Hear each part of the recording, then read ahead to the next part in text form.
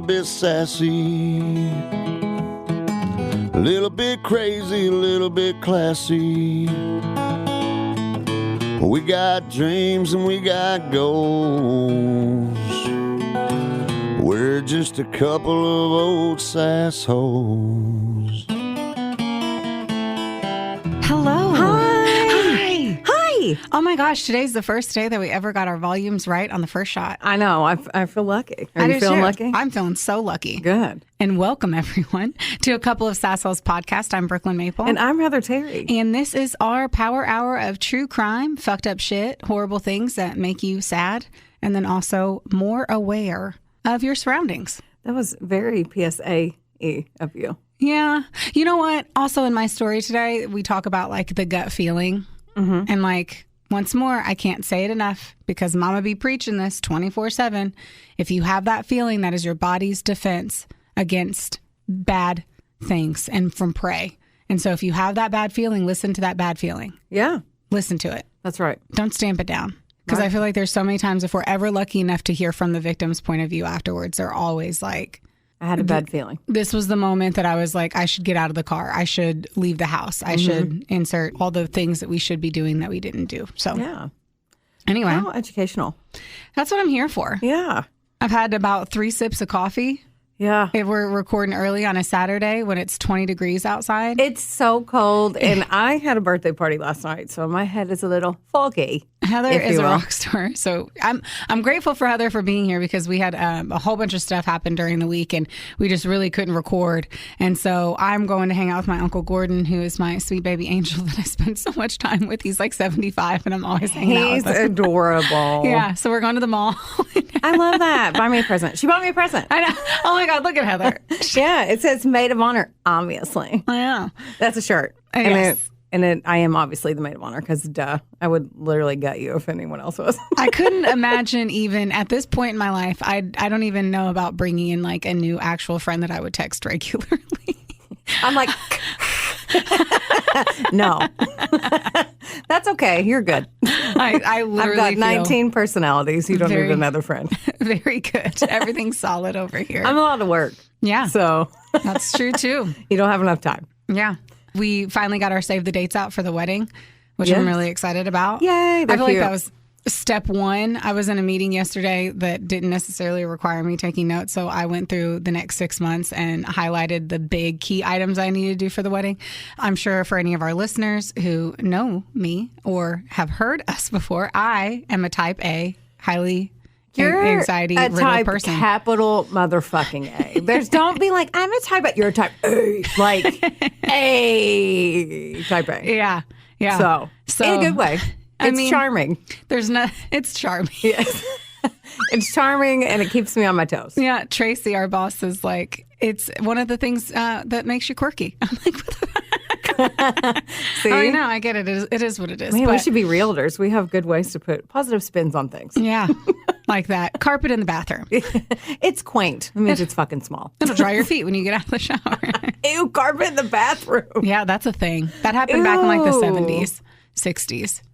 That sicks me out so bad. There's like sharticles all over the carpet. Never once thought about that. Ew. That was really impressive. I can't Wasn't even lie. That sharticles is impressive. No, just the fact that like I didn't even think about shit particles. Airborne shit. Yeah. Yeah. I didn't even think about it. Well, leave it to me. Yeah. That's why we're a good team. Yes. Anyway, so we got those out. I have an Excel sheet that is the guest list. And once more, it is a small wedding. So if anyone gets their freaking panties in a bundle, like, dude, Ew, it's I hate that word.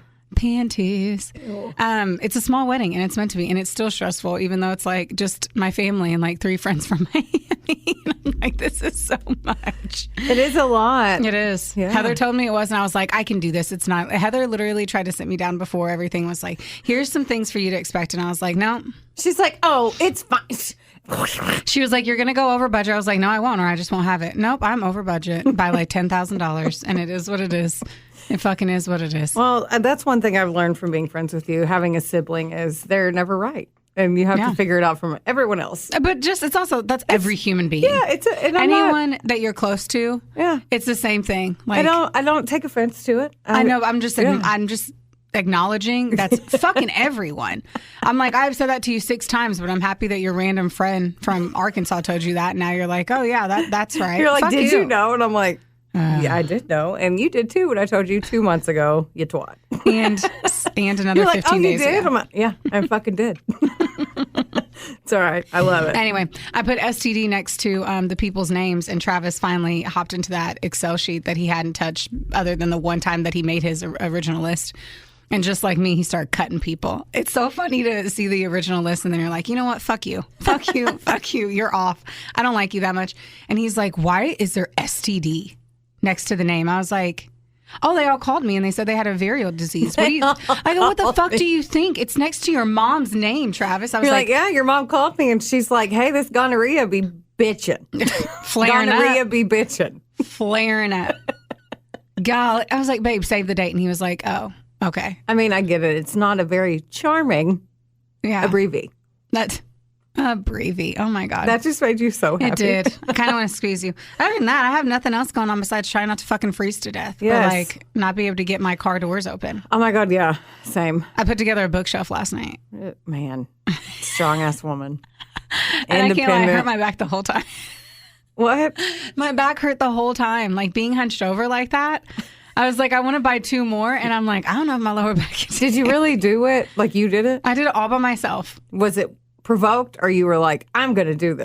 I was just like, I'm going to do this. After I finished it, Travis came upstairs to see it and he goes, yeah, I was never going to offer to help you. I hate putting shit together like that. I was like, well, I was never going to ask because I wanted to be able to do it myself. These are my bookshelves. I would literally put it on Will's side of the bed. I'm so that girl. I'm not going to, I am very independent, but do shit for me. That's honestly, it reminds me of like when I lived in Miami and I had no one. Like I put together an entire queen size bed frame by myself. Like with my, like I did everything by myself. Bob Vila and I'm like, over here. oh, reminder. I can do this. Pay attention. Yeah. See, I know I can do stuff too. I just don't want to. I understand that. But we need to be reminded. We need to be capable. I'm capable. I know. So she says. I And won't she's like, forget it. I've never put that together before. No, I'm not doing that shit. Are we rock, paper, scissorings? What? I'm kidding. I was like, I'm going to literally jump over that this table. gave. We can't have live record. Like, we can't have people see us record. They Because are I gonna do look see. like I'm going to fist fight Heather like 3 times. Well, on March 3rd, you better turn that frown upside down. I thought you said merch 3rd. You did give me a man. I was like, merch store coming soon. That is true. But Heather nailed that. I'm so excited about that. about our merch. Oh my God. I'm probably more excited about that than the live show almost. Really? Oh yeah, I don't want to talk in front of people. I know. I have to learn how to make eye contact. With who? Everyone. We're Because supposed to look at them? yeah, I mean, yeah. Well, because I just stare at my paper the whole time. You guys, behind the scenes. Oh, info yeah. Is I literally read my paper. You look up a lot. I do not. Mine, we'll figure it out. Yeah, We'll it's practice. fine. Nobody needs to look at me. I don't need to look at them. Fuck it. It's just like, that was the weirdest performance ever. They just stared at a piece of They paper. just looked at their piece of It was paper. like a book reading. Yeah, Justin goes, what if people talk? I'm like, that's why I just talk louder. Yeah. Like, shut the fuck up, Sarah. Listen, I think it's very... I accidentally... Did you pause it? I paused it. I'm going to move the keyboard. Yeah, move it far away. And so I was just like, oh, I'm going to tell... I was saying Sarah to fuck off. And then I was like, there's a Sarah that listens that I know. And You're she's like, like, fuck off, Sarah. And Sarah's like, you know what? Fuck you. I didn't want to fucking go anyway. Yeah, I didn't want to even come here. I just came here for a beer, and you bitches were on stage. Anyways, March 3rd, come see us. Yes. Yes. At Brasher's Okay, Little we Nashville. both have our papers, and like we're gonna we're just gonna rock, paper, scissors. Okay, Ready? rock, paper, scissors, shoot. Yeah. Okay. 1, 2, 3. Damn it, Heather won. Yeah. So good. We both look at each other in the eye and try to go slower than the other one. I've noticed. Like we try to cheat. I think you try to cheat because I don't. I'm No, just like, you let did. it go. I want to make sure we're on beat. I beat you.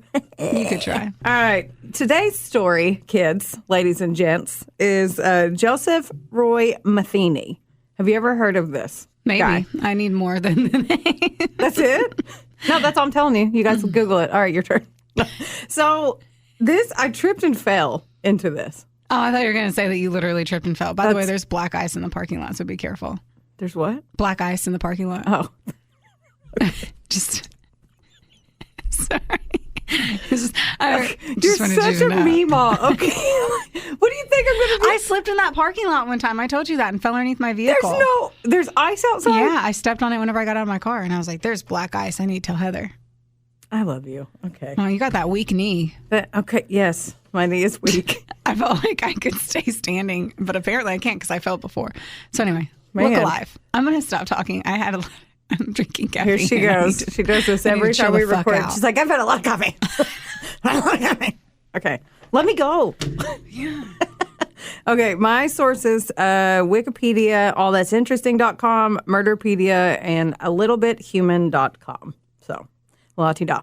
Joseph Roy Metheny was born March 12th? No, 10 days before that, on March 2nd in 1955 in Baltimore County, Maryland. When he was 2, they moved to West Virginia, so his mom, his dad, and Joe's 5 siblings. Now, there's not a lot on his childhood, but his parents struggled. So his dad was an alcoholic, but he was the breadwinner, even though there wasn't a lot of bread, so money was tight. And 6 kids, that sounds pretty fucking expensive to me. I don't have one, but I heard they cost a lot. And same. Thanks. See, you're allowed to talk sometimes. See, I agree. Yes, thanks. In 1961, Joe was 6. His mother got a phone call that his dad died in a car accident. Oh. Yeah. Jean, his mom, she was very proud and determined to provide for her family, so they moved back to Baltimore, and she started taking on multiple jobs to provide. She could have qualified for welfare, but she decided not to do that at all, which she was just too proud and said no when she could have. Jean seemed like a badass, though, so she was like a server, a truck driver, a bartender, and any job basically that came her way. Now, Joel told people later that he was in and out of foster homes, but Jean said that was bullshit. And after everything that I read, I agree. So he was telling everybody, well, I was in foster care when I was younger. And his mom's like, no, the fuck you weren't. What a weirdo. Yeah. Okay, we're starting off pathological lying. Oh, girl. Okay. Great. Yeah. Now, her kids were still grieving the loss of their dad. And one thing I read said that some young children can interpret their parents' death as deliberate and abandonment, and so causes issues later down the road. Like if you died of alcoholism. I know that's a big one. Yeah, like they think they were so young they can be like, well, my dad left us when he was in a car accident. So wow. It's sad. So I'm sure that didn't help Joe and his siblings. And plus his mom was working day and night. So sense of rejection more. Because, I like to dig into the background. If Joe was fucked up from this, it didn't show, though, when he grew up because he got good grades and he didn't cause a lot of trouble. His neighbors and teachers said he was super thoughtful and polite young man. However, this changed along the way somehow. I mean, obviously, he's the center of my story, so it did change sometime. But he dropped out of school after 8th grade for some reason. And a lot of people think he just started working. And around what year was that? Like what? The 60s. Okay.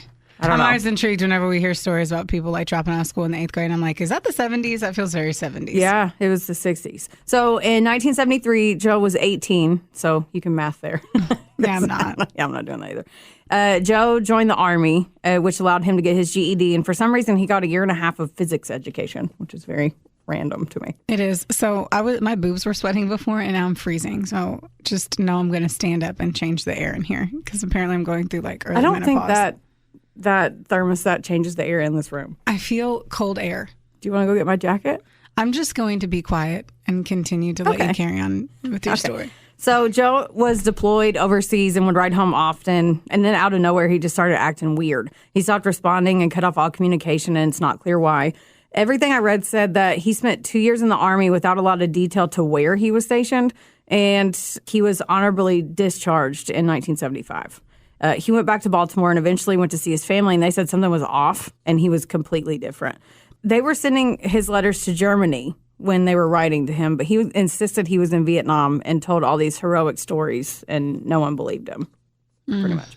He showed huge signs of narcissism, and he was always the hero and the good guy of his stories, and nothing was ever his fault.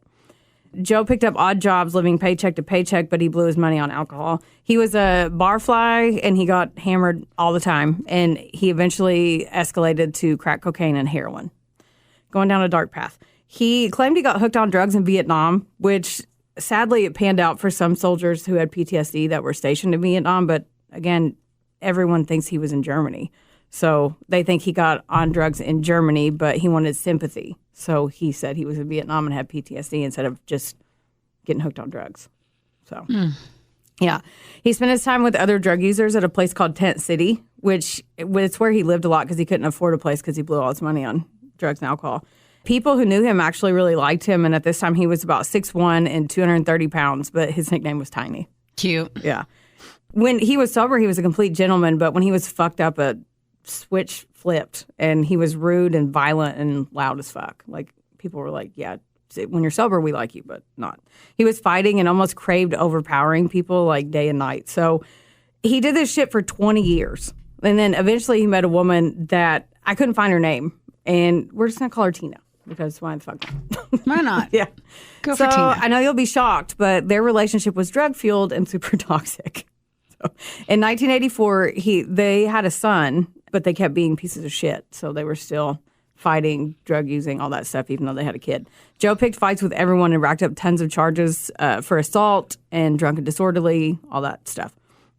When he was 39 years old in 1994, he got a job at Joe Stein's pallet factory, and the owners were like, hey, you need a place to live, you and your family. Why don't you do security at nighttime here? And there's a 1-bedroom trailer on the back that you can live in. Yeah. So they weren't homeless anymore, and the property had, think like pallets everywhere, 8-foot fence with barbed wire around the top. One day in July of 1994, Joe came home from work, and all of his stuff and their son and Tina were just gone. Like, just took everything. That sent him into a rage. And of course, he went out and got fucked up on drugs and alcohol.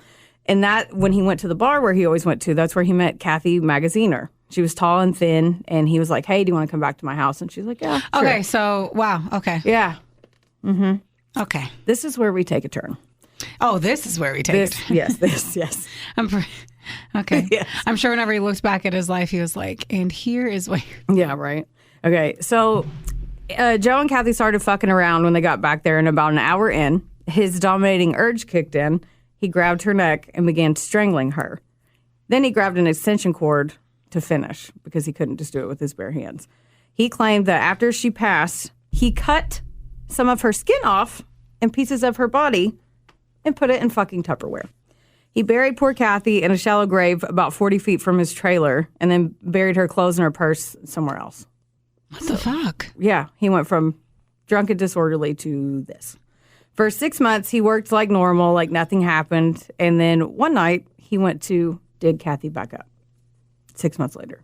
She was decomposing. He got her skull out of the grave. He attempted to have sex with it. I don't have any words. I don't either. The look on your face. I'm sorry for wanting to laugh. It's just like, what? What the fuck? It's just so bizarre. 6 months. I don't even think, would you have been fully decomposed? I think he would have had to like push some of the. Anyway, that's why I read this and was like, oh, what? Yeah. So his wife and his kid never came back? Like, she literally just left out of nowhere? Yeah. Yep.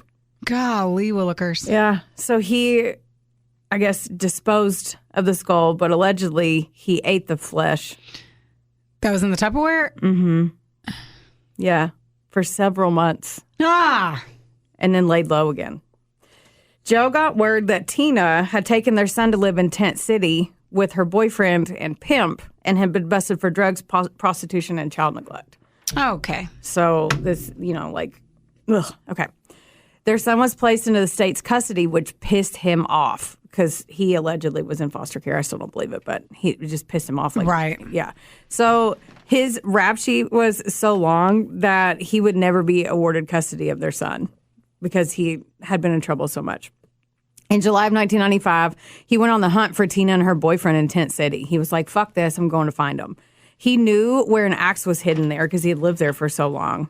So he picked that up when he got there. So, the assumption is that this axe just never moved? Mm-hmm. I'm like, dude, it's Tent City. Yeah, it's literally, the worst place in... Yeah. Hell on earth is every big city or small city's tent city. Yeah, and he found it under a mattress. He knew where it was. That's where apparently it always was. And he went and grabbed it. Bizarre. Now, I want to make sure that I say that the only true documented account of this was out of Joe's mouth. So many people debate how everything actually happened. He said that when he got there, he couldn't find them anywhere, like Tina or his son or her boyfriend. But he did find 33-year-old Randall Brewer and Randy Piker, and they were passed out on a mattress. He took out his rage on these poor guys, hit them both. Why? I'm getting so mad. He said that allegedly that they knew her. So kill them for because they no were like, reason? we don't know where she's at. And then he's like, well, yeah.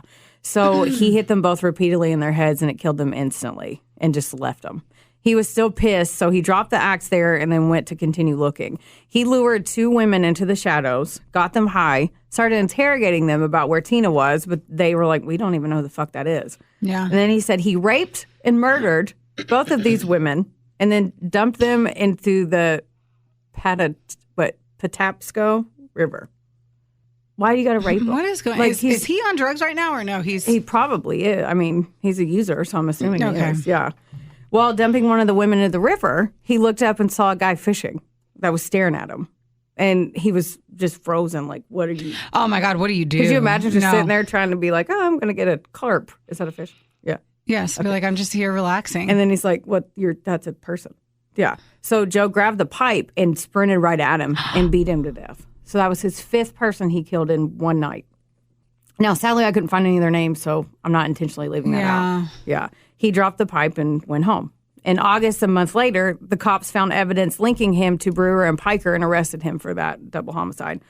He waited about a year for his trial and thought he would be convicted. However, Stop. that was not the case. Apparently, after he killed the men and dropped that axe, a homeless man named Larry Amos found it and used it to kill another transient in Tent City named Everett Dowell. There was like a turf war going on there, they said, in Tent City, and the prosecutors charged him with the murders of the other 2 guys and thought it was part of that. Well, thank goodness for anyone that's yelling at me right now, I'm like, well, thank goodness the guy had killed someone too. Not like it was just some dude that was like, well, then I used it to chop up my apple. Right? Yeah. At least I wanted to eat a nice apple. Yeah. But they dropped all the charges against Joe Metheny, That and he was sucks. released. On November 11th, 1996, Joe was at a bar he went to a lot, and he met 23-year-old Kimberly Lynn Spicer. Kimberly was Joe's friend Connie's little sister, and Connie was the bartender, and Connie was like, oh, he's nice. So when Joe was like, hey, you want to come back to hang out with me, Connie didn't think twice about it because she's like, well, he's nice. I know him. Yeah. When they got to his trailer, he attempted to rape her, and she's like, fuck you. And when she tried to get away, he stabbed her repeatedly. Once she passed, he violated her with a beer bottle. I fucking hate this guy so much. I don't understand how he didn't think he'd get caught on this one at least. No, like, he's a- he literally has been seen with the victim. Like, told his sister, hey, She's coming with she's gonna me come to my house. home. Yeah. Like, that makes no sense. Yeah. He took her body to some nearby woods and put her in a shallow grave and then went home and got drunk and high like he normally did. After a few weeks, he was drunk and high on cocaine with his friend William Ashbrook Jr. Now, Joe's like, hey, I killed a woman who owed me money and you need to help me move her body on my property. And William's like, shut the fuck up. No, you didn't. And he's like, no, come here, I'll show you. So this is weeks later and the cops never came to him for the murder of the girl? Nope. A couple weeks later. And William's like, they get there and he shows them. He's like, here she is. Because it was literally just under like sticks and leaves. Like he barely my buried her. gosh. And William's like, yeah, I can't do this. And he rode off on his bicycle. And Joe's like, well, all right. So he grabs Kimberly's decomposing body and takes it back to his trailer and buries it right beside his door. Now, He's really dumb too. yeah. The next day, William goes to Joe's boss and he's like, that dude that lives on your property killed somebody. And I saw the body. And then they called the cops. The cops were like, hey, we need evidence. So we need you to wear this wire and go back to this William guy. Like, could you imagine? I would be like, no, I'm good. You get paid to do that. I want you to do it. It would be one thing if it was, yeah, I would call. But it would be one thing too if it's like, I don't have a real relationship with this guy. Yeah, we're just casual bar friends. Yeah, like if he's killing people, he will kill me. Yeah, I'm good. And now he knows I know he killed somebody. So why would it? No. No. I'm good. You send an I got undercover. lucky. I got to leave. His name's fucking Tiny, and bitch ain't tiny. No. Yeah. So, but when William, he did it. And when he went back, Joe was already suspicious of him. So he was like, yeah, I'm not going to say anything to you. So he didn't talk about it ever again to him. So it was a fluke. On December 8th, Joe invited his friend, 37-year-old Rita Kemper, over to get high to his trailer. Joe demanded, like, we're going to fuck. It's not his property. Yeah. Okay, sorry. That's okay. It's not his property. Mm-hmm. At the end of the day, it's owned by that other guy, and it's literally dirt outside on a business they don't need anything there. Yeah. That dude could just walk up there and dig up anything on his fucking property. Mm-hmm. Why the fuck are we dumb? I don't know. Everyone in here is fucking stupid, man. I'm so fucking annoyed. Yeah. Fucking idiots. Yeah. So Joe, when she got there, Joe was like, yeah, we're going to fuck. And she's like, yeah, no, we're not. And he got really mad. She tried to run away and he tackled her outside and dragged her back into the trailer. Okay, one more thing. Ladies, you're doing the harshest of drugs. Do you really think any guy is inviting you into their trailer to do harsh drugs and think that some foreplay ain't happening? Like, these women, too, are also putting themselves in these situations like... Yeah. We're not victim blaming. Just be smart about... We're not at all. Don't do hard drugs. Yes. Step one. Don't get into crack heroin. Yes. Or meth. Or I don't think crack heroin's a thing. Or crack or heroin. Don't do crack heroin. Don't do those things. Don't do those things because it puts you in bad situations. Especially with this huge ass guy. And I'm going to show you a picture of him here in a second. Thing, it's like you don't know how people are going to act when they're on those severe drugs. Same. Because like a guy can already overpower you in most cases, unless you're like svelte like us. Yes, no, I'm kidding. Unless you can bench press what I can bench. No, I'm kidding. But like I work out all the time, and Travis, who's not like, what is he, like 5'11"? He can take me down, and it's really fucking annoying and frustrating. But come on. Yeah. If a man is a weapon within himself, yes. Now give him fucking crazy drugs and have his mind go. Give him berserk. uppers and let him see. So he tackled her and dragged her back in. He beat the shit out of her, and she was like begging, obviously, for her life, and he was laughing at her. He liked to like play with his prey. They said he was like cat, a fucking psycho. He's like, I dare you to leave. So he turned his back and she bolted out the door. Rita is like a badass. So, you know how I told you the property is 8 feet tall, barbed wire fence? She climbed up a stack, one of the pallets, jumped the barbed wire fence. She didn't even feel it, obviously. And she got away. Like, cause he was like, you're not going to get out of here. And she's like, fuck you. Yes, I am. Look at her. Yeah. She got to a gas station and called the cops and was like, I hope she got clean after that. Guess what happened, right? Get this. The fucking cops took a week to follow up on this. A fucking week. It pisses me off so bad. They already had someone else saying he has a dead body. They already had that report. Now this bitch is like... He was the last person seen before somebody went missing. Yes. And now she's like, he tried to kill me. Yeah. It took him This was 70s cops? This was 90s. 90s cops, man. Yeah. They just started getting good in the early 2000s. Fucking... If you ask me. They're like, well, you're on drug. You know, my thought, speculation, is that, well, they're like, well, you're a drug user. We don't care. Right. That's how I feel. I mean, you're not wrong. Same thing. She would have been an escort. Right? Yeah. So they finally searched the woods and found Kimberly's body on December 15th and arrested Joe. As soon as they got him into interrogation, they're like, he's not going to say shit. Oh, no. He started bragging immediately to everything. He confessed to murdering Kimberly, Kathy Magaziner, Randall Brewer, and Randy Piker. And then he said it bugged him that someone else got credit for his murders. Of the course. Guys. Yeah. He also was like, well, you don't even know everything that I've done. I've killed 3 other people that night. So you didn't even know that. And they dragged the river and never found those other people. So they're not sure if he's lying or not. But he said he killed 10 people total. Like he just told them that. One they did believe that he actually did was Tony Lynn Ingracia. She had been murdered and dumped on the side of a busy street, and it was a cold case. And Joe just could not shut his fucking mouth. He bragged that he tasted his victim's flesh and was like, oh, I didn't eat the meat all by myself. I had help. Get this shit. He said he mixed the people's human remains with pork and beef, opened a small barbecue stand outside of his trailer, and sold barbecue sandwiches to people. I'm going to leave right now. Yeah. Where the fuck did you find this story? I tripped and fell into it on black ice in the parking lot. No, I literally was scrolling through and was like, who's this fucking dude? And My gosh. Real quick, before I talk about the next part, I want to show you his prison. Okay, there's 3 photos. You guys Google Joseph Metheny. How do you spell Metheny? It looks like Metheny. Of course it does. Metheny. Did I spell that right? I don't know. I asked you how to spell it. Okay, this is him when he got arrested. Yeah, I would have never gone anywhere. Hold on. And then once you do that, go to swipe. I would. Okay, hold up. Yeah, I'm showing her. If you guys my Google, gosh. I would have never gone anywhere with him. Firstly, yeah, no. you guys, this guy is a 6 trillion pounds. He looks like he smells like salami. He looks like his teeth smell like death. Yeah. Oh, he has halitosis. Yeah. For sure. Yeah. Yeah, this guy He's bald and big, and he looks like he smells, and like he lots just of looks. tattoos, teeth that look like they're about to rot out of his mouth. Like, Yeah, he's the fucking worst. yeah, like I don't know why you like. Even the if somebody worst. told me he was a nice guy, I would not believe that he was a nice guy. He doesn't look nice at all. No. So when Joe got a lawyer, she of course started grasping for straws like they always do, saying, "Oh, poor Joe, he had a bad childhood. He was an orphan. He's a Vietnam veteran." All that shit. Yeah.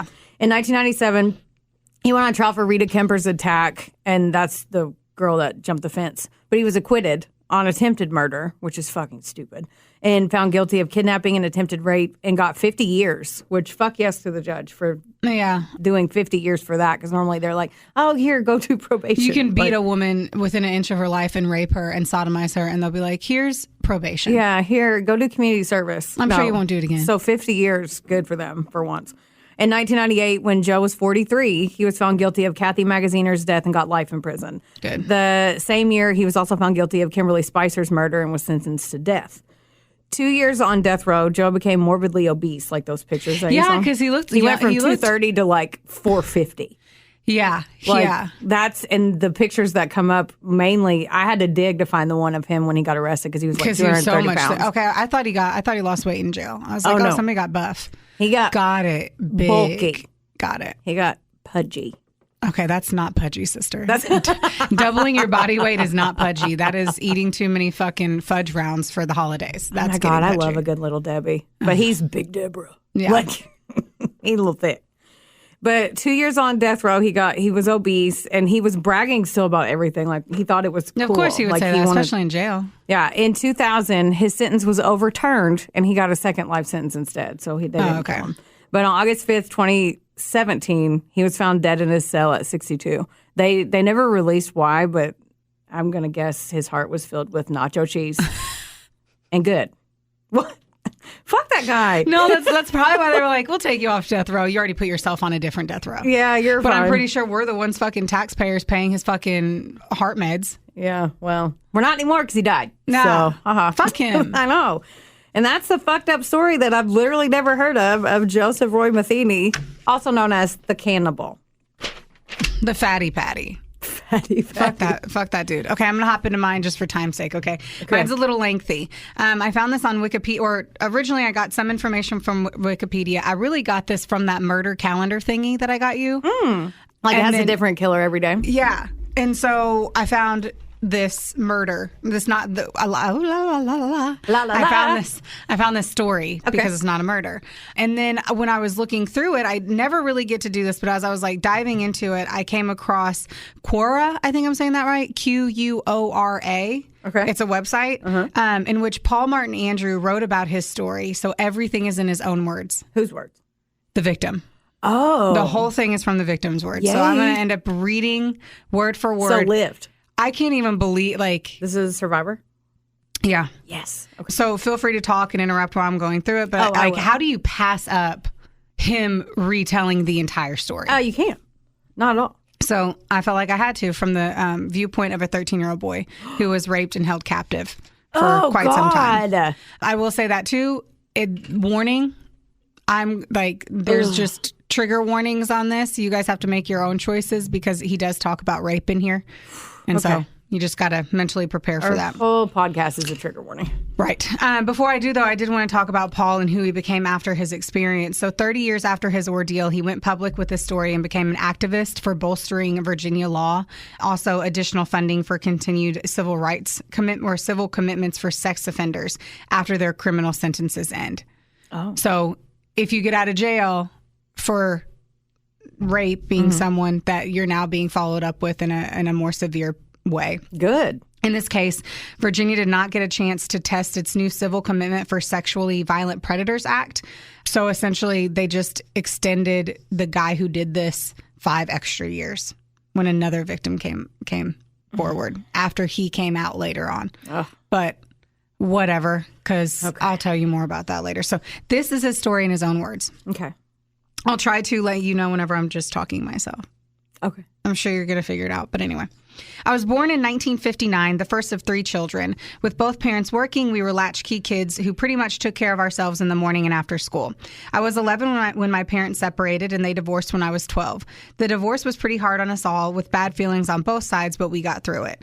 When I was 13, my mother remarried. My stepfather was a widower with 3 children, and we moved from our rural Isle of Wight County into his home in Portsmouth.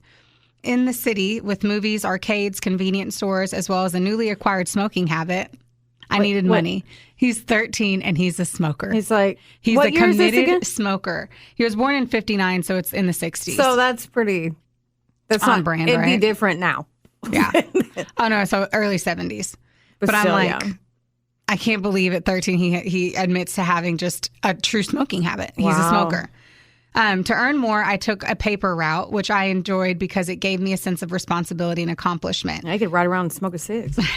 I love this story. Like, I love him telling you stuff, too, because it's really interesting the way just how life was in the early 70s. Yeah. One day in January, about 6 months after I moved to Portsmouth, it turned really cold and snowed. The streets were frozen the next morning, a Thursday, and I had to deliver my papers wearing ice skates and pulling a sled. What? With school closed that day, I stayed at home with the younger children. Because we were out of milk, I started off to walk the 4 blocks up the street to a convenience store. So a 13-year-old automatically is going to get milk for his This brothers is not and going to sisters. end well.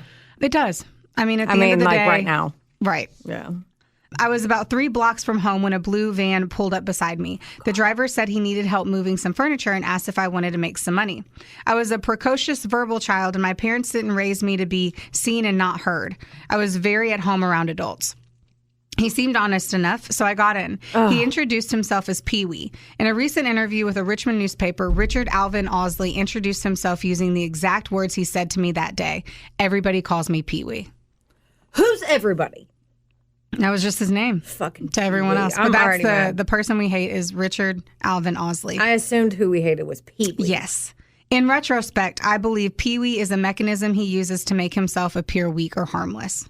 Yeah. As we headed for the interstate, I became a bit concerned. At some point, I noticed a long wooden handle knife in the molded pocket in the back of the engine compartment cover. Inside the van, I lit a cigarette, and Ausley said he smoked the same brand. Then he stopped at a store to get a few things for his brother. It was his brother's house that we were supposedly headed. He left me alone in the van, and as I sat there, I suddenly had a strong desire to get out and run. Oh, no. But there were a number of reasons why I didn't. Firstly, I had no real idea where we were except that we were somewhere near or around Suffolk. I was afraid of the trouble I would get in if my parents found out what I had done. Oh, no. And on some level, I was afraid he would think badly of me if I took off when he needed my help.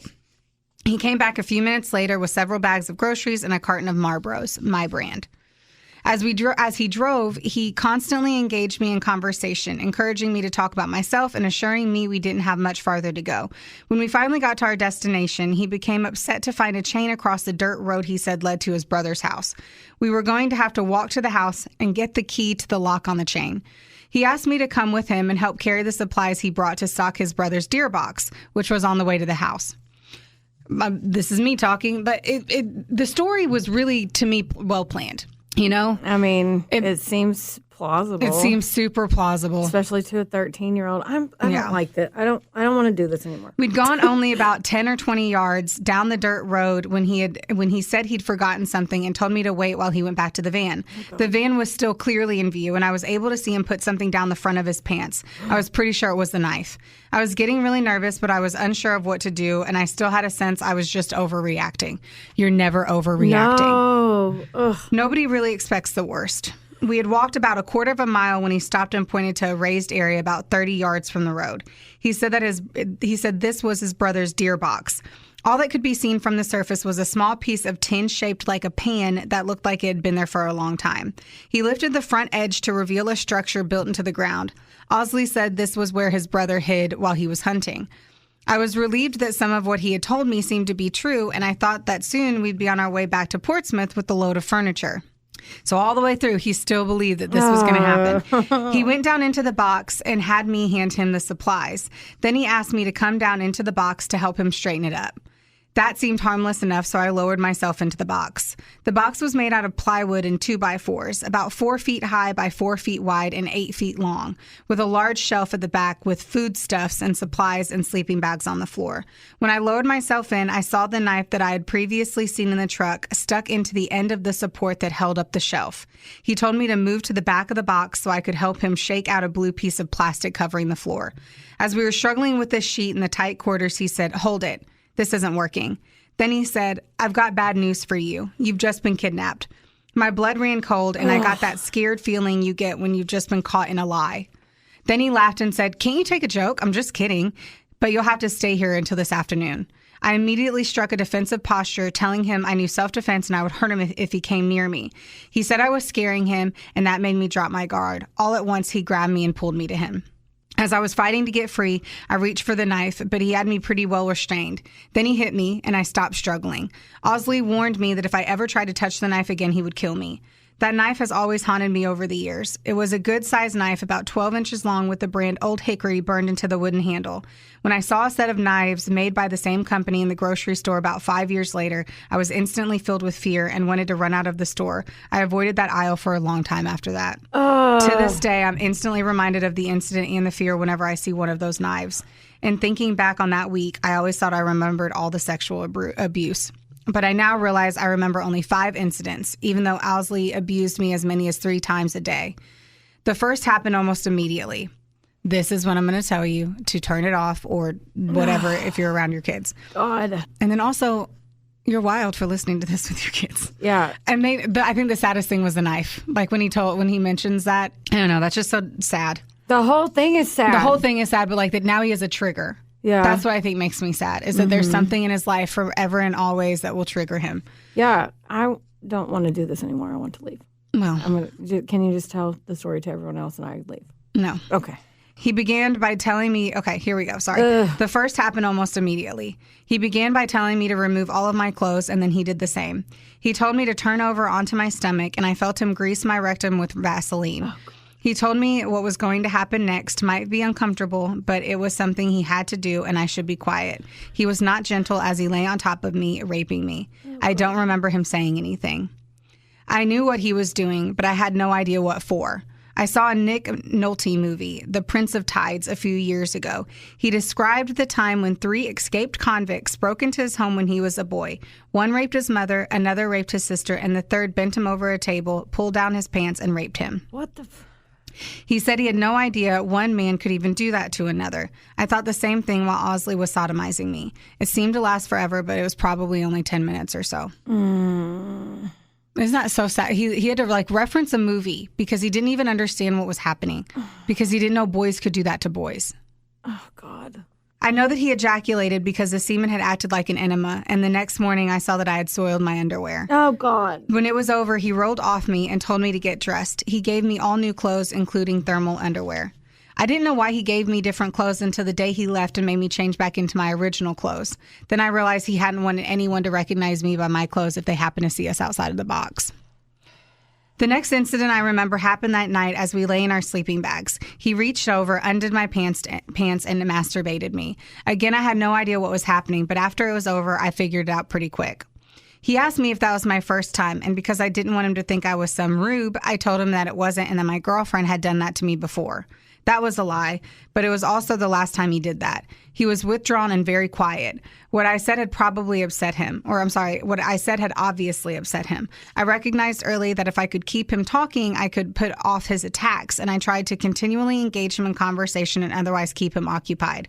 At his trial, he remarked that I talked all the time, that he couldn't shut me up. I really don't remember any specific conversations, but I remember that we talked a good bit about my life and my family life. He was good at conversation, or at least at getting young boys to open up to him. He spoke often of 2 brothers and showed me their pictures and told me their names. Fuck this guy. Much later, I learned that they had been previous victims. Oh, At no time did he ever show any affection for me, nor did he ever ask me to show any towards him. He never kissed me. He never expressed any regret for anything he did to me. So he literally showed him old victims. Yeah. Because, of course, I'm sure he was out on parole or something like that. God. Once he asked me what I thought about him and his sexual assaults, and I told him I thought he was sick and needed help. While he didn't react overtly to this, he didn't seem to appreciate it. Ausley had planned all this very well. He had gone to a great deal of trouble to build that box. He had put a lot of thought into his capture story. The details, like stopping to buy my cigarettes, told me that he had planned for this to last a while. I believe he'd spent a lot of time thinking up the abduction and the box, but he had not spent a lot of time thinking about what would happen once all the pieces were in place. Did he think we could hide out there forever? Did he think that I'd continue to provide him with an ever-diversified supply of sex? Did he think I'd come to enjoy it? His initial thrill seemed to wear off as the week progressed. He also seemed not to have planned an exit strategy. In some ways, I'm glad about that. If he had, he probably would have killed me. Once I tried to make a deal with him about the sexual abuse, and he made it clear that he was in control and would do as he pleased. Another time, for no reason than to terrorize me, he threatened to strip me naked and chain me to a tree where he would whip me until I bled, allowing the cold to freeze my wounds, and then he would return to do it again. What? Because all of this is in January. What state? What part of the... Where I think it's like South Carolina. I need to... Portsmouth. Yeah. They don't say the state. Is that Virginia? I think so. I just made that up. I'll look. You keep Thank going you. with this terrible fucking story. Right. When I pleaded with him not to do that, he laughed and said, "Can't you take a joke?" I often pretended to be asleep when we were in the box so he could leave me alone. So he would leave me alone. But one time he woke me up and told me to move to the back of the box. He got on his knees, opened his pants, and pulled out his penis. He told me to put my mouth on it. When I hesitated, he assured me it was clean. I remember thinking that whether it was clean or not was not on my mind. He picked up the knife and, holding it to my throat, told me he would kill me if he felt my teeth. I didn't know why he said that. Oh, my God. How sad is this? I hate this. The thought of biting had never occurred to me. He tried to finish, but I was gagging and throwing up, and he couldn't. In fact, he never finished a single act of oral sex, which seemed to depress him, and his frustration seemed to grow with each incident. Outside, we cooked by campfire and explored the woods. What? I remember remarking that outside of the box, it was very much like a regular camping trip. There was only one incident of sexual abuse I can remember occurring outside of the box, and it happened only after I had commented about all of the sex occurring inside the box. Ausley did not like to be analyzed. If I made any observations about his behavior, he got upset and would change, as if to prove me wrong. He refused to introduce any psychological evidence at his trial. He always seemed to be thinking and brooding. Also, he was very strong. On Sunday, 3 days into the kidnapping, he began to talk about getting me home. He gave me two choices. The first was he would take me back, and I would tell my parents I had run away. If I agreed to do that and went through with it, he would send me a money order for $50. What the fuck? He also said someone would be watching me if I called the police, and I would need a bodyguard if I took his money and went back on my word. My second choice was for him to leave me in the box and contact my mother to let her know I was where I was so she could come and pick me up. He told me not to expect her until the next day, so he'd have time to get away. He gave me 4 hours to decide. I chose the second option. He bound my hands and feet with wire. I remember thinking it was the same kind of wire they used to bind my newspaper into bundles. Oh. He moved me to the center of the box, and then he straddled me. Without warning, he began to beat me in the face. He was very upset that I had not taken the first option. Oh, God. I chose the second option, partially because I didn't want the cloud of someone watching my every move when I was back home, but mostly I didn't want to have to explain to my parents how or why I had run away. I know it's not real common these days for kids to be concerned about what people think of them and to want not to disappoint their parents, but it was very common in my day, and it certainly was in my case. As he beat me, he kept asking why I hadn't chosen the first option. He accused me of being a goody-goody. All I can remember saying was I was sorry. I testified at the trial that he began crying so hard that he had trouble untying my hands. I tried to convince him I was willing to go through with his first option, but he didn't believe me. Finally, on Thursday, 1 week after my ordeal began, he announced he was leaving. He told me that if he stayed with me any longer, he would kill me. When night fell, he began to get his things together and had me change back into my original clothes. He wrapped the chain around my ankle and secured it to the lock. This time, he left my hands untied. He asked for my mother's phone number so he could call her, and he said he'd tell her to bring a pair of bolt cutters when she came to get me. This is him in the box. Oh, my God. It's so small. It's so small. Just as he was getting ready to leave, he turned to me and said, "I've got to have that one more time." No. And he raped me again. Fucker. The next morning, I awoke early in anticipation of my mother's arrival. I tried to pull the chain from the wall, but it was fastened securely. Then I found a pair of fingernail clippers he'd left, and I started trying to cut through the chain. It was slow work, but I was making some progress. It was these marks on the chain that I used to identify it at the trial. Oh. I never really thought about the possibility of dying in the box.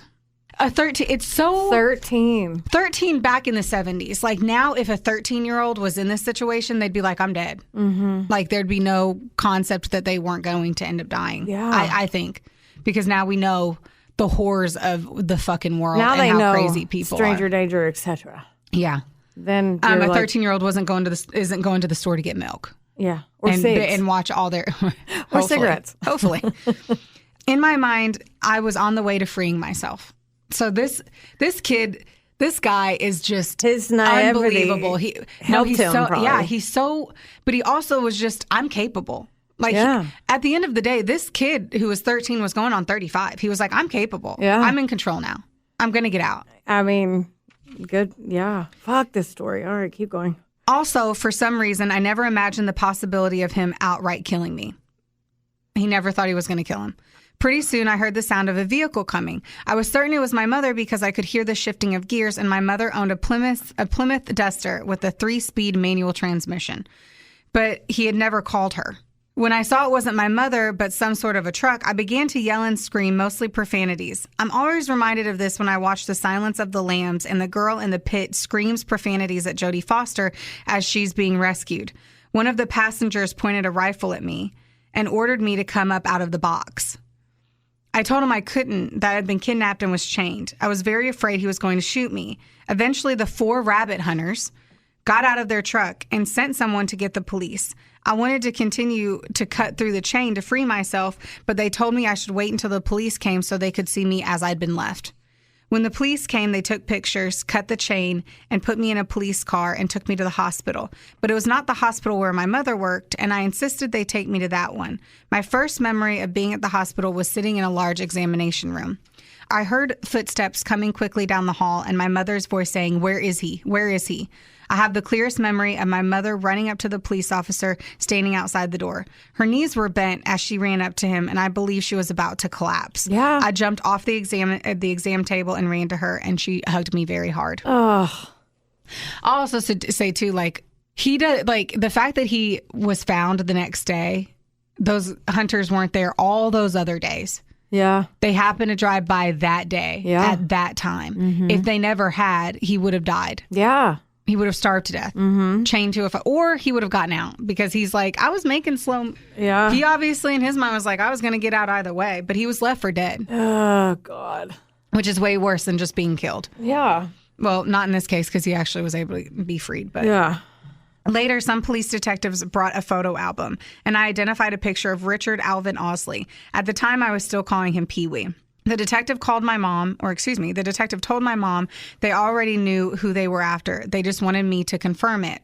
Something that later bothered me about that statement was if they knew who they were looking for, why had they so adamantly told my parents and family that I had run away? Oh, God. He was a repeat offender living in my neighborhood, missing on the very day he was supposed to go back to court for abusing a child. Are you fucking kidding me? Another child comes up missing from the same area that very day, and nobody put it together. If they did not tell my parents. Afterwards, a doctor came in and examined my rectum. They took an x-ray of my nose, which showed a hairline fracture. Yeah. Are you serious? Yeah. God damn it. Isn't that fucking unbelievable? Yes. Obviously it was him. Even people that aren't even into true crime would put that together. Yes. That's so fucked up. That's so, of course, every kid runs away. Every kid runs away. There's a child, Chester the molester lives down the street, and he went missing the same day. But no, it's not. It has nothing to do. They're not connected. Your kid just ran away to the Marlboro Ranch. After he told you that he was going to get milk for the kids. Fucker. Yeah. Ugh. Okay. I fucking hate that. I hate all of this. I know. It all fucking sucks. Yeah. My eyes were black and one of my teeth was cracked, but otherwise I was in good condition. We made one stop on the way home at the grocery store, and my stepfather went in to get me whatever I wanted. It was mostly junk food, chips, and candy. Yeah. Then I went right upstairs to take to shower. I remember looking down at the water at my feet and seeing it was black. I was really dirty. That shower felt especially good. I felt as if I were washing off the entire week. Later that night, the police came to my house. They asked very explicit questions about the sexual abuse and wanted to recount each incident. Oh, no. It was then I discovered I had lost a day. I'd been trying to keep track of the days in my mind over the course of the week, but somehow I had lost one. I have no real recollection of my reunion with my siblings. I believe now that's because my parents kept them from making too big a deal of it, probably to try and make my homecoming less traumatic. I do remember my stepsister, who was about 6, telling me she knew I was coming home that day. On her way to school, she had seen a rainbow, and she knew it was a sign from God that this would be the day. Aww. On Sunday, we went to church, and I remember it being a very joyous day. People came up afterwards to tell me about the service they'd had on the Sunday I was gone. It revolved a lot about me being missing. The youth choir had sung the Sunday after I was taken, and several members cried when they sang their song. Until recently, I had never really talked about what happened to me during that week. Very close friends have been surprised to find out something so extraordinary has never been brought up or shared or even hinted at. My partner of 22 years had only a vague understanding of what I had endured.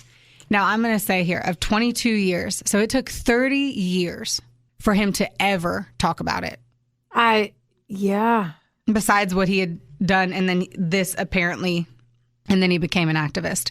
Now, what I don't know is if his spouse, and this is irrelevant, but if his spouse was a male or a female. I read something else that he was married to a man. Mm-hmm. And I was like, cool, you be you. Mm-hmm. And then I read that he was married to a woman and had 2 kids. Huh. So it's very weird because he is out there I Googled and I looked at like 6 different articles. Again? Paul Martin Andrews. Okay, you keep. But I just wanted to say because I just don't know. It's Andrew, not Andrew. Sorry, Paul Martin Andrew. One person, however, a fireman and a member of my church, Troy Trippin, I love his name, told me he had spent the week riding in a helicopter searching for me. He is the only person who has, over the years, occasionally brought up that week, and I've always appreciated it. Most people have acted like the incident never happened. My parents felt I was broken and they needed to fix me. Unfortunately for me, that was also the prevailing opinion of the police and members of the medical community. I had done nothing to precipitate their opinion, but the police convinced my parents I might become a threat to other children and act on them sexually. Everyone recommended that they at least put me in psychotherapy, and many recommended that I be placed in an institution. What? Because he was raped. What? They're saying he would rape kids. That is so... He says, what had I done? Why was I being punished? Yeah. I was sent to a locked psychiatric ward with drug addicts, runaways, and suicidals. What? Over the next few days, I went with the other kids to group therapy and occupational therapy where I learned to make a belt. Okay, so I get the therapy part because, yes, not psychotherapy. That. Not psychotherapy. Not that. That's that therapy where they like shock you. Yeah, like. No. Yeah. No, not Nurse Hatchet. Yeah. What is it? I don't remember. Ratchet, yeah. I went for one test where the tester showed me a series of pictures, and I was to make up a story about what I thought was happening in them. The test bothered me a lot because all the pictures seemed to have some bearing on my ordeal. The tester assured me they were random pictures, and even though I believe that now, I had a hard time believing it then. When I was with Ausley, he told me if it hadn't been me, it would have been someone else. I said then, as I say today, I thank God I was the one this happened to. It upset my parents to hear me say that, and people today don't often understand it. I say it mostly because it was my experience I wouldn't wish on my worst enemy, but also because I knew inside I was strong enough to get through it, and a lot of kids wouldn't have been. I still believe that today, but I've expanded on my reasons a bit. Today, I'm so grateful to have seen the hand of God at work in my life. Whenever I've had a crisis of faith, I've always been able to look back on that week and know with certainty there is a God, that God answers prayers, and that there are such things as miracles. The entire time I was with Ausley, I prayed for deliverance and protection. I cross myself after my prayers, as Catholics do, even though I'm not Catholic. Today, when I hear or read the words of the Apostle Paul, pray without ceasing. I am reminded of my prayers in the box. As you can imagine, I'm grateful God answered those prayers and the prayers of so many others. The circumstances of my survival and rescue are proof enough to me of his existence and love for me. Over the years, I have tried to make sense of that week. I've often questioned why God would have reached out his hands to save me, and I've come to believe God saved me because he had a purpose for my life that did not include dying in that box or at the hand of Richard Ausley. And that was his statement. Now, in January of 2002, Ausley was murdered in his prison cell by a cellmate, Dewey Keith Venable.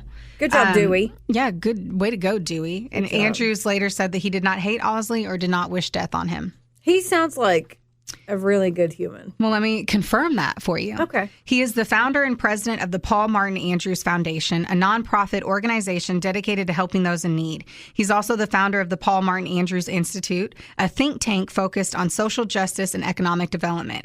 Andrews was born in 1959 in Virginia, United States. He attended the University of Virginia, where he earned a Bachelor of Arts degree in political science. After college, he worked in the public sector for several years before founding the Paul Martin Andrews Foundation in 2002. He's a passionate advocate for social justice and economic development. He's worked with numerous organizations to promote economic development and social justice, including the United Nations, the World Bank, and the International Monetary Fund. He has also served on the boards of several nonprofit organizations, including the International Rescue Committee and the Global Fund for Children. He's married and has 2 children, and he currently resides in Washington, D.C. Whoa. I didn't see any of what you just said coming. Me either. None. I've never even heard of that.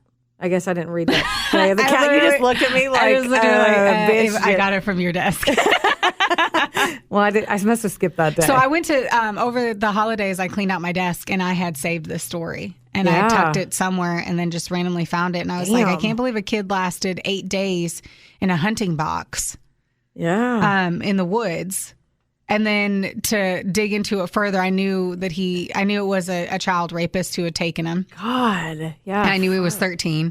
I knew that it was over the course of like 8 days and that he was left for dead, that he was chained and left for dead. Fuck that guy. I'm glad that guy's dead. And I'm glad that the victim is such a good member of society. I think it's like... could have gone another way. It could have. Maybe it was a psycho thing. Like, that's the other thing is like every victim back then was treated then as a perp. Well, that and the time frame when it was, and it was a man for a man too. Yep. Which is less common and definitely not talked about back then. Yeah. Obviously, because they thought he was going to be a fucking rape. Anyway, I'm glad that it went the way it did, and it could have been way worse. I think it's wild to think about his mentality as being a child and not understanding.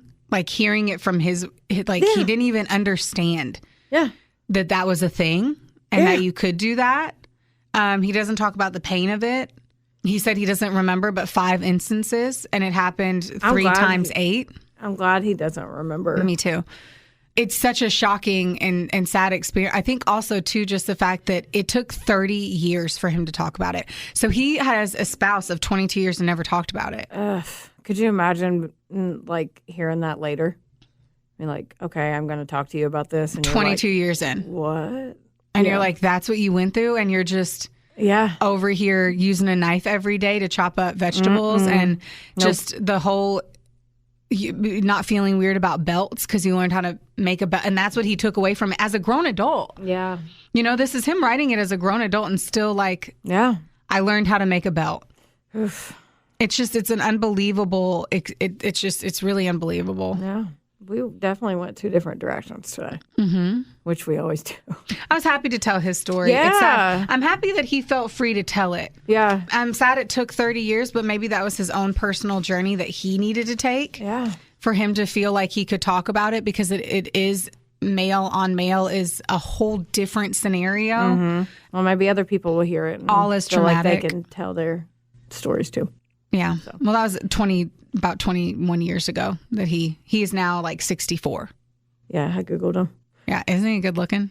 He's very handsome. Yeah, he's a very handsome man. He looks like a politician. Yes. He so does. 100%. If he had a book, I'd read it. He might have one, but I mean, that was a good story. Yeah, he's awesome. Not a good one, but it was well told.